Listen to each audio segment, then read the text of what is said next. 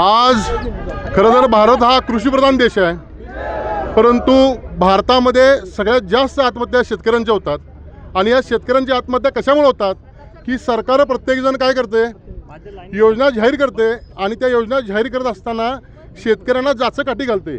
त्यामुळं मागील 2 योजनांचा आम्ही अभ्यास केला असता 30 ते 35% शेतकरी हे योजनांपासून वंचित राहिलेले आहेत, त्यांची कर्जमाफी झाली नाही। त्यामुळं आज कर्जमाफी व्हायच्या अगोदरच आम्ही शासनाला इशारा देतोय आणि सांगायला आलोय की तुम्ही कर्जमाफी देत असताना एकदाच सरसकट शेतकऱ्यांची कर्जमाफी झाली पाहिजे। मागच्या वेळी ज्या पद्धतीनं आमदार माजी आमदार यांच्यावर 5 वर्षात 966 कोटी रुपये खर्च होते दर 5 वर्षाला, तर पेन्शन असू दे, भत्ते असू दे, महागाई भत्ते असू देत, आणि आमच्या शेतकऱ्यांना मात्र एखादं 2 लाखाचं 50,000चं कर्ज माफ करताना 10-12 जाचकाठी घातल्या जातात। आज मला शासनाला आणि प्रशासनाला एकच सांगायचं आहे, ज्यावेळी शेतकऱ्यांची कर्जमाफी होईल प्रशासनानं कुठलीही चूक त्या शेतकऱ्याच्या बाबतीत होता कामा नये। जेवढं काय नियोजन होईल तेवढं शेतकऱ्यांना केलं पाहिजे।